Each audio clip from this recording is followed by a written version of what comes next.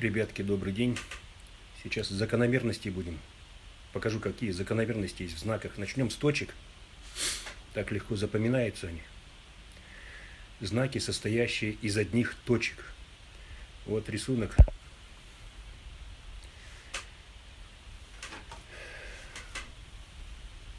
Буква Е. Одна точка. Напев Ти.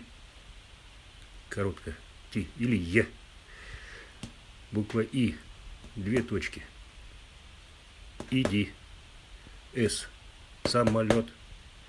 Х. Харитоша. 5. Петя Петушок.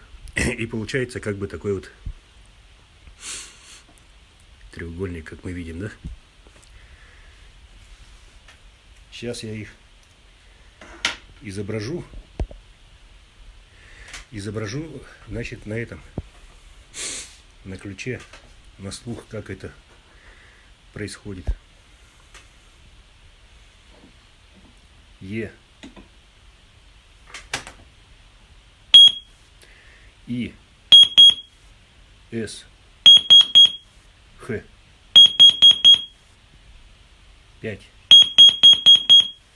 Теперь с напевами Е. Ти. И. Иди. С. Самолет.